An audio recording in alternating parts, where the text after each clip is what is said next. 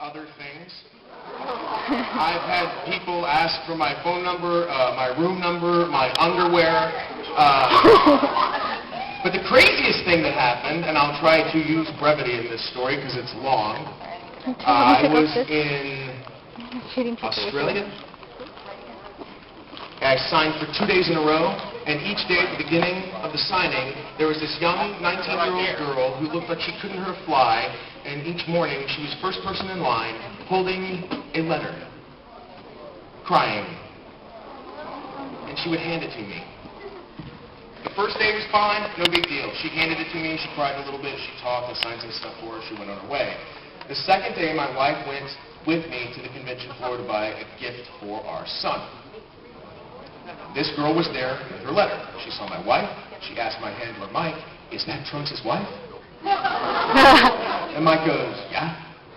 My wife walks off. This girl hands me the letter and then runs after my wife. I get trapped behind the table like this. Mike jumps over the table and chases after this girl and tackles her. Mike's built like me. You tackling a 19-year-old kid. And she busts out crying, and my wife's like, what is wrong? And I was panicked, because you never know what crazy people are going to do. Money, whatever. So, she's like, I just wanted to ask her some questions. My wife, being the sweet person that she is, stands up and says, that's okay, sweetie, you can ask me questions. And she stands up and says, I just wanted to know, what's it like being married to Trunks? And my wife goes, sweetheart, I'm not married to Trunks, I'm married to Eric. And the girl just goes, oh, okay, like it didn't register? And she goes, well, I mean, it must be just great. I mean, do you just buy him presents every day? And my wife's like, yeah. Yeah, I buy him presents every day. And every day since then, I have asked my wife for my daily presents.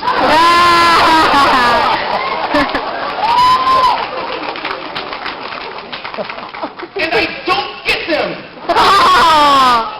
Sometimes I do. It sounds like work. Not like that. Like maybe she'll, bring me home an extra Dr. Pepper or something. Okay. I heard that almost. Okay, yes. The kid with the hat.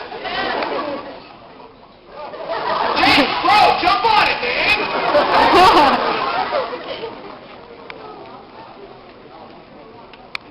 My name is Nathan. My question is, what's your favorite book? That's a good question, Nathan. That's a good question.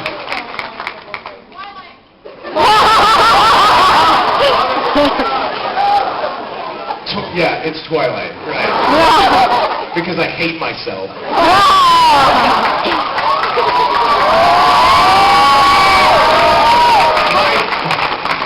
My favorite book is a book by Arthur C. Clarke, and it's called Childhood's End. So those of you who haven't read it, it's really not a very long book. It's only like 200 pages or so. And it's incredible because the book is actually the impetus for most science fiction movies that you've seen in your life.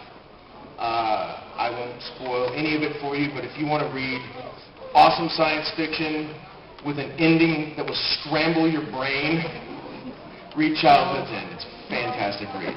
Okay.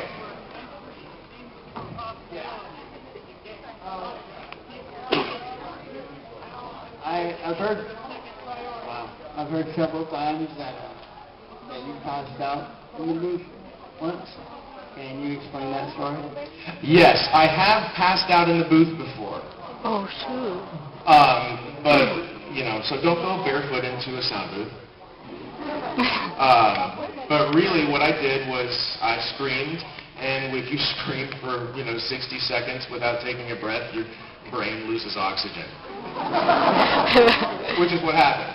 And it actually only happened one time, and it happened during the first time of recording Dragon Ball Z. When Trunks was in the hyperbolic chamber, that thing, and he's screaming, and I screamed, and I'm like, I can do it, and I screamed, and then just lost consciousness. So that, no. Okay, so over here, yes. Still America.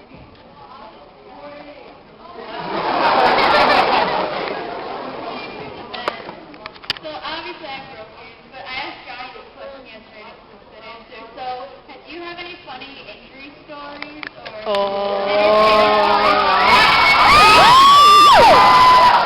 what is that all about? I am always hurt. When I saw Johnny the other day, I walked up to him and I shook his hand and I gave him a hug. I'm like, hey Johnny, how's it going? He pulled his hand away and he goes, what's wrong with you? I'm always hurt every time I see you. I'm like, I know. Because the last time I saw Johnny at a convention, I see him periodically working. But the last time I saw him at a convention was up in Winnipeg. And the day before I left for the convention, I was in the backyard. I have like a wooden deck in my backyard. I was outside cooking, barefoot, and I stuck my foot on top of a shard of wood that long, and it stuck into my heel and jammed up to the bone. I was left with a hole in my heel. So I showed up to the convention with my foot wrapped up and a cane. I'm like, hey, what's up? Yeah. You know, I'm popping hydrocodone like it's candy. You know, I'm showing up to panels like, what's up, y'all? Woo! I was so jacked up on that medication that I turned one panel into a Q&A with the audience members. I leaned over to Chris and I'm like, I can't do this. Can't even answer a question. And I went like this. I go, Tara! Just go to the microphone. And this little 15-year-old girl goes, and I go, just get up to the microphone. And she gets up to the microphone and she goes, yes? Say, all right, guys, this is now Tara's panel. Everybody, ask Tara some questions. And everyone went crazy. The whole audience went. And they grilled Tara for 20 minutes straight on everything. And she became the most popular kid at the convention for the rest of the weekend. It was great. 2 months ago, I was cleaning the grout out from around my sink because it sucks. And I have this tool that has a sharp tip on it. And I'm going, and I pull. And that sharp tip sticks right here into my hand. And I go, and the whole tool is like that. And I lift my hand up. I'm like, oh my God. What is it, honey? And I took that tool and went, I expected blood to just squirt. And when you expect blood to squirt and it doesn't, you just see a hole. You're like, oh no, it's going to happen. And you know, all of a sudden it's just, starts running everywhere. I'm like, and I ran like a 12-year-old to my mom.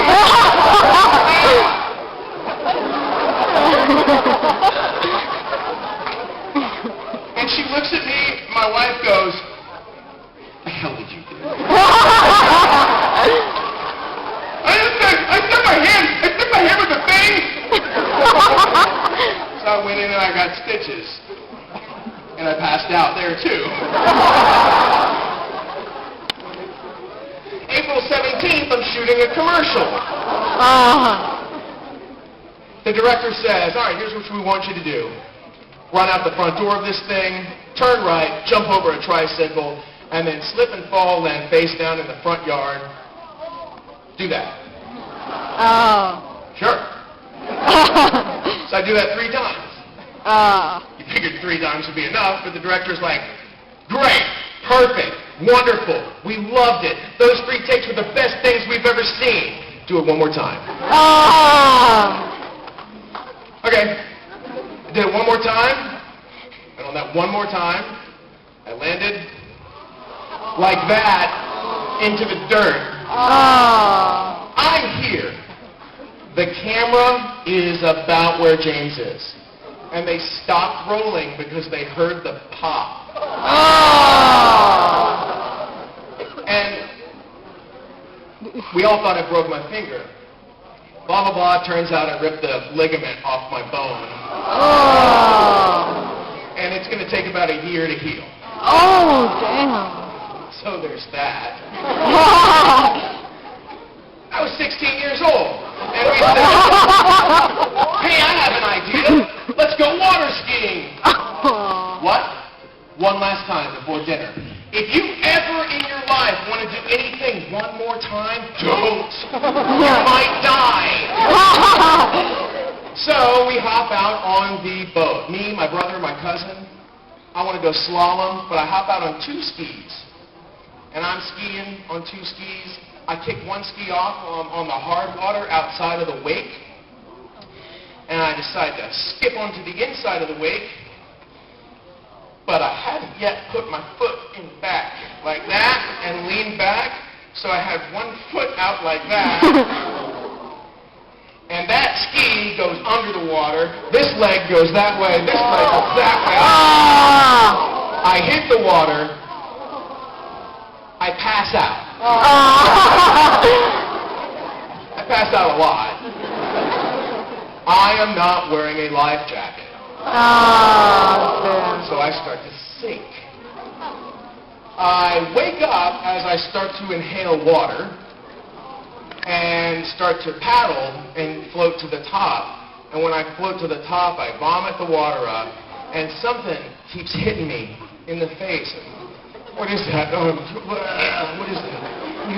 And it's weird and hairy. And I look, and it's this leg.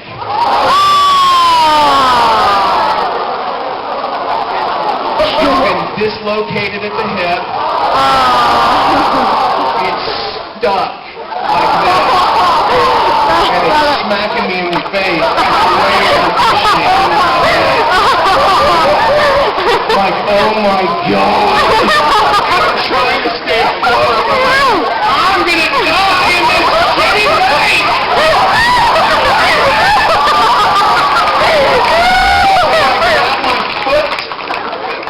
Like this, and I pull, and I pull, and I pull, and then I snap it. Guess what happens? I pass out.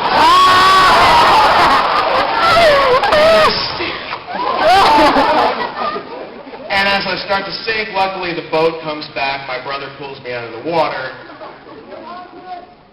For the next 6 weeks, the back of my leg and my butt are as black as night.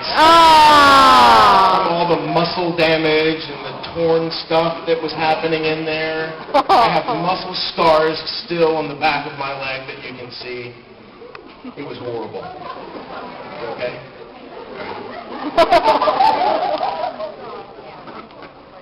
I could keep going, but I'm going to stop. Yeah. Okay. So, you know what? I have to get to. Okay, you. First of all, after that, I don't think any question on this panel is going to be able to top that last one.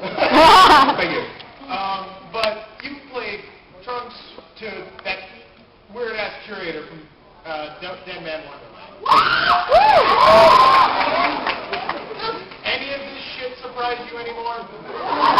You mean in anime? Yeah, No, nothing surprises me anymore. I can't name it, but I was doing a show that had what would be considered questionable material. And the director said, "Are you cool with doing this show?" And I'm like, "Yeah, sure, I'm cool with it."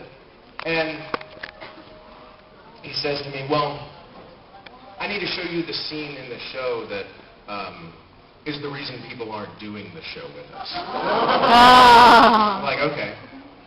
So I watched the scene, and he's like, "It's pretty horrible, right?" I'm like, "Yeah, whatever. Let's go to work." It doesn't mean anything to me anymore. It's just work. You know, I'm not actually doing this. That's the thing about acting. I'm not actually doing these things. You see, here's the thing. My wife says, "Look, if you've got to go out there," because voice acting isn't the only thing I do. I do plenty of other kinds of acting, you know, on camera, whatever. And she always tells me, she's like, "If you've got to book a role where you're making out with somebody, you got a sex scene with somebody, you got to do any of that kind of crazy stuff," which I don't really have to do all that often, but if you do, it's okay. You're getting paid. She says very clearly, "Honey, you're a whore, not a slut."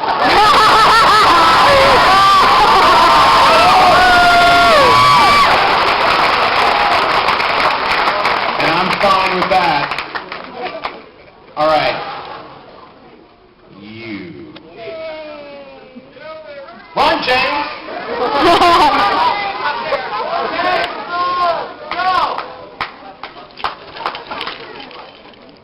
Hi. Hi. I was just wondering, how was your whole experience in working in Desert Punk? Oh, yes. Where is he? I saw him over here. There he is, right there. Desert Punk was fantastic. I loved working on Desert Punk. Because Desert Punk was one of the few shows we got to improvise in.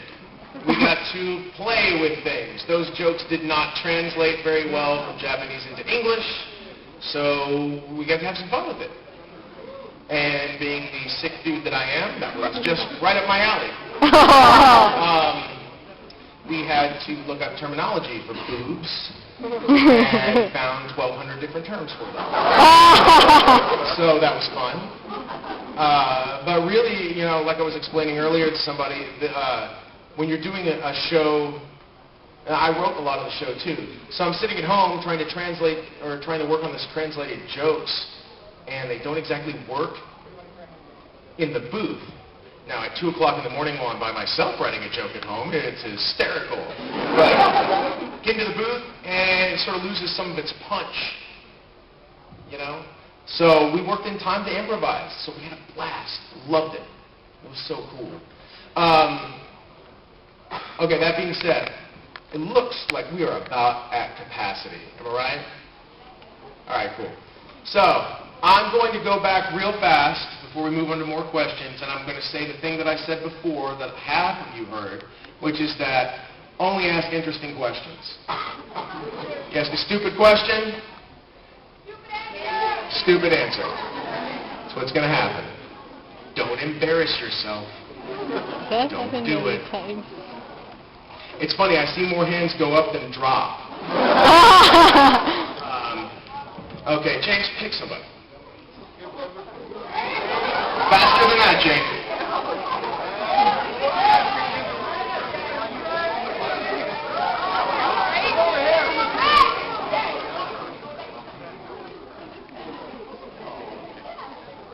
Hi, my name is Layla, and when you were younger, have you ever thought of voice acting? Like, did you ever throw your voice when other people were talking, like, behind walls and things like that? Oh, no, I couldn't throw my voice. I tried to.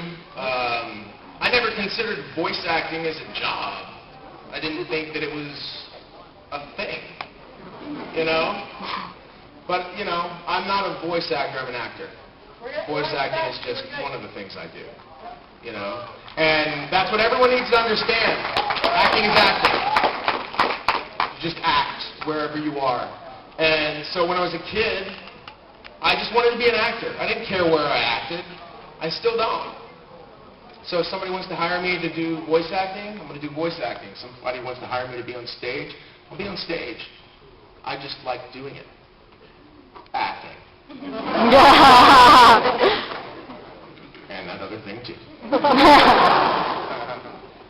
Structure. Way back. Red hat.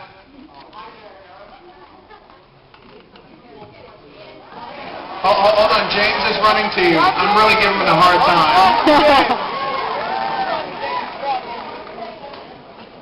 This is more or less a two-parter. One, what's your take on the brony scene? And number two, can you do a little improv of America and Canada as well?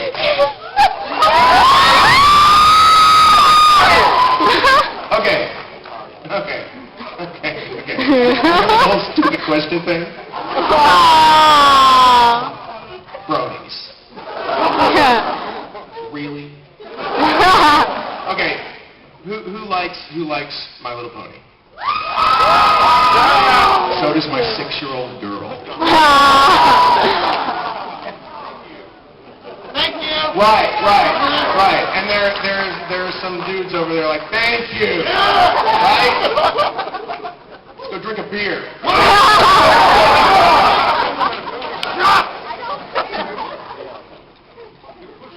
No bronies. Period.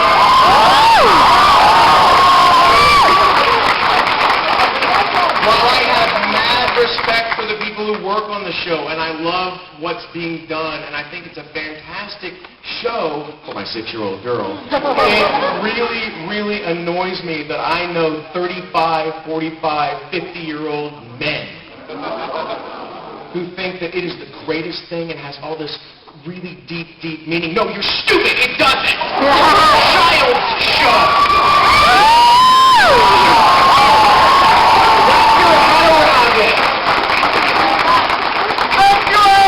Please! Now, what was the other thing? Something about Canada? I don't even know what Canada is.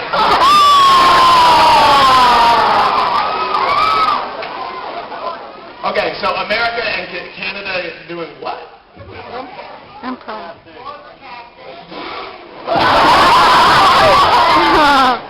Alright. I know nothing about sports. Good for you.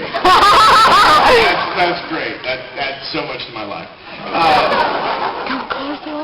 You get the next question. See, that's the other thing. You dish some crap out to somebody takes a little crap with some guts. Reward. I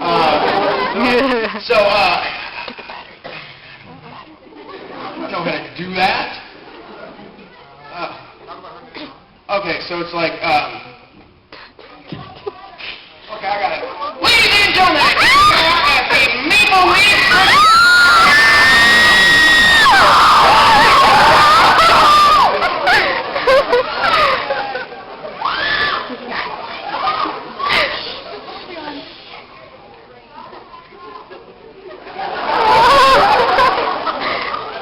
Good night. And that's about all I can do because that happens. Okay. So, yeah, dude, you knew you had it next. Yeah. I know. What? No, her, that's fine.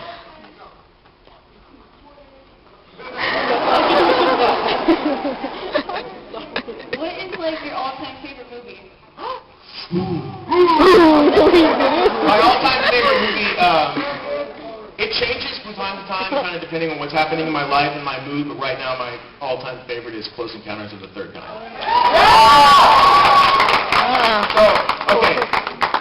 Okay, all hands down. All hands up. Okay, that's what I'm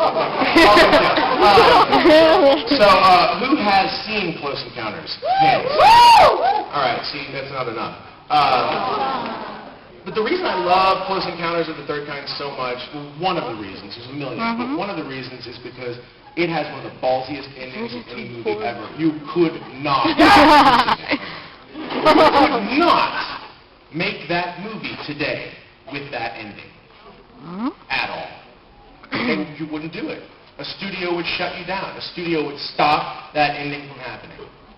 And That's why I love it, because in the 70s, you could do some of the craziest stuff, you know, including some guy saying, you know what, I know my marriage is kind of on the rocks and I should really stay here for my kids, but I'm going to go hang out with these aliens. Yeah. So, spoiler alert. Ah. By the way, I think spoiler alerts for movies that have been out longer than a lot of people have been alive don't count. If you haven't seen Jaws by now, they killed the shark. Hey, guess what? Guess what? Bruce Willis is dead in The Sixth Sense the whole time.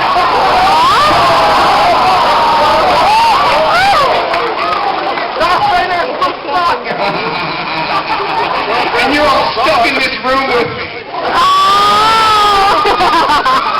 Okay, you. Yeah.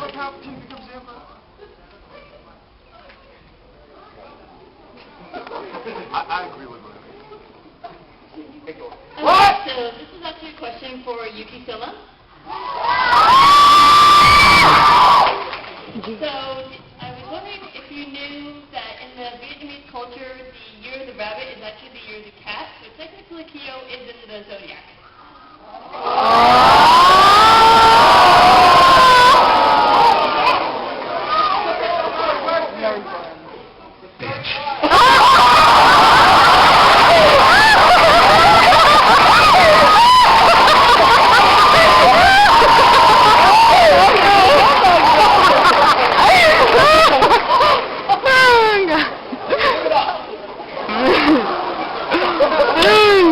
I'm losing focus on the camera. Keep forgetting how I have it. Okay, Pikachu. You choose him. You got a loud enough voice. I know you do.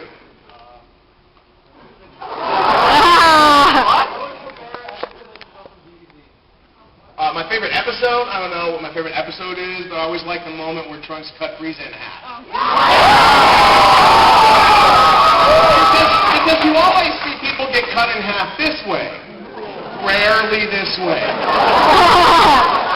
Yeah, that's pretty awesome. I know. Hey, Goku didn't kill us. Spoiler alert! James, how about go to the back of the room? We're going to take some questions from back there. You pick, James.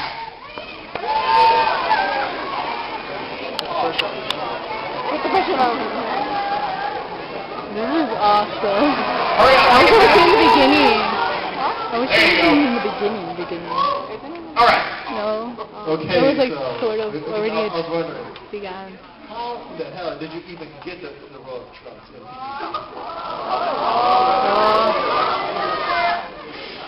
All right. Who said that? Who said video? Okay, that's right. Okay. So A, you need to go on YouTube. I have a video on YouTube that will answer that question and others cleverly. Probably better than I can here. But the short version is that I auditioned for it.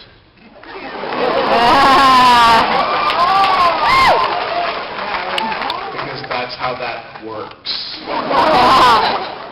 Thank you. I mean, there's not. The story is that I was acting professionally, and as a lot of you being in LA know, acting professionally at the time meant I had just been kicked out of college and I was delivering pizzas. So a friend of mine who was working on DBC at the time came in, handed me a phone number and said, I'm doing this show, I think you would be good at it, and they audition all the time, call this guy for an audition. I called him, I got an audition.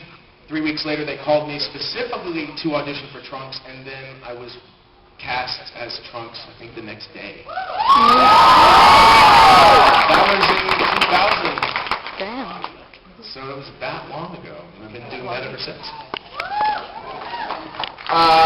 Okay, James, pick somebody from over here. To your left. A girl. A girl. No. A girl to your left. No, I feel like girls now. The one right in front of you. Just hand her the mic. There you go. Can you please say your favorite America line? You want to hear an America line? Yes. My favorite America line. Yes. I don't know. I Aww. like I'm the hero because I identify with that. Say it, please. Nobody scream. Plug your ears. I'm the hero! Good job.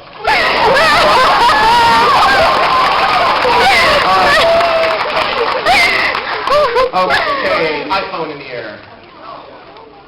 Oh, yeah. I screamed a little.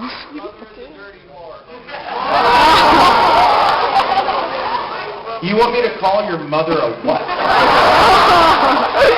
the name of Desert Punk, please say your mother is a dirty whore. Over and over.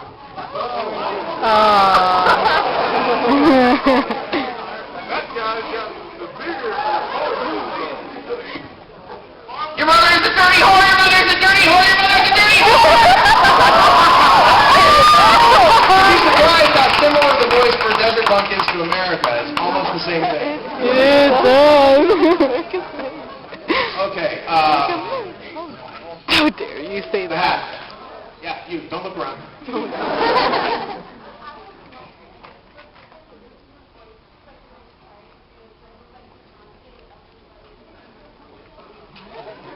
Oh, so the question is did any of the voices or the characters that I play inspire me to do other things? No, not really. None of the characters that I played have ever really inspired me to do something that they do, but interestingly enough, some of them do share similarities with me as a person. Like Sanji in particular. Sanji! Man, that's one of my favorite things to do is cook. I cook and bake and almost every day. It's kind of a good relaxing thing to do. Well, That's it. Okay. What time? yeah. Hammer time. Okay. Must be a meme right there. Okay, so we only have time for one more question. Aww. No way that all that's going to happen. So, okay, it's going to have to come from a lady. With the sunglasses on your head. Yeah. James, take her the mic. Eric doesn't like trucks.